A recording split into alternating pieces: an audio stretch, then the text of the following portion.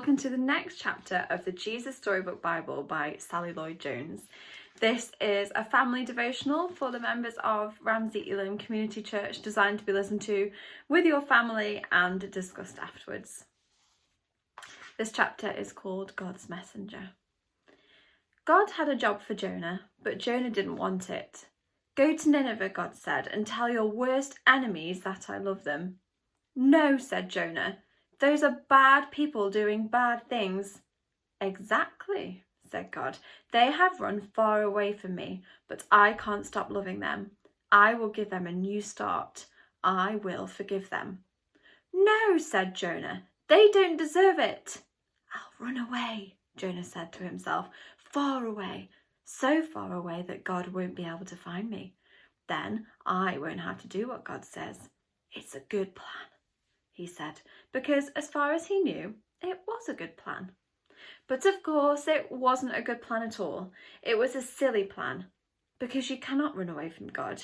He will always come and find you. Jonah went ahead with his not very good plan.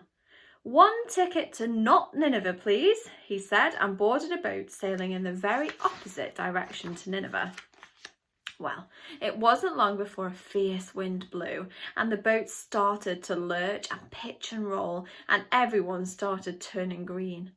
Jonah sat bolt upright in his bed. You see, the first thing that went wrong with Jonah's not very good plan, was that God sent a big storm after him. The sailors couldn't sail their ship properly. "We're sinking," they screamed, and started throwing everything overboard. Suitcases, food, whatever they could find. By now, Jonah knew that the storm was his fault. "Throw me in instead," he shouted to the sailors, "and the storm will stop." The sailors weren't sure. "It's the only way you can be saved," Jonah cried. And so, 1, 2, 3, splash!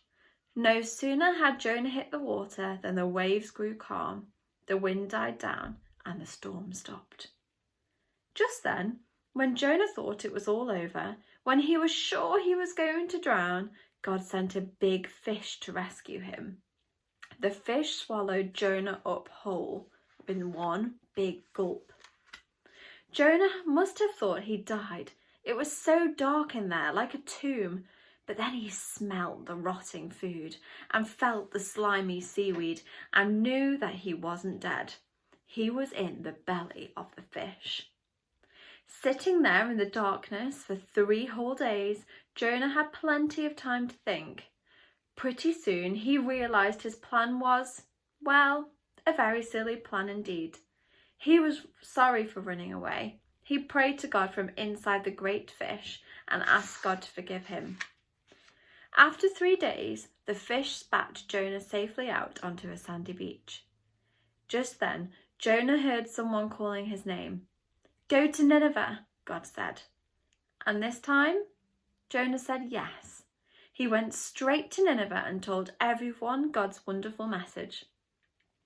"Even though you've run far from God, he can't stop loving you," Jonah told them. "Run to him so he can forgive you." The people of Nineveh listened to Jonah and they started loving God. They learned to do what God said and to stop running away from him, just like Jonah. Many years later, God was going to do the same with another messenger, another wonderful message. Like Jonah, he would spend 3 days in utter darkness. But this messenger would be God's own son. He would be called the Word because he himself would be God's message. God's message translated into our own language. Everything God wanted to say to the whole world in a person. Now, I think it's pretty easy to get tied up in the unbelievable detail of that story. But let's just remember the one fundamental thing that we shouldn't get tied up in knots about. And the message is that even though you've run far from God, he can't stop loving you. Now run to him so he can forgive you. See you next week.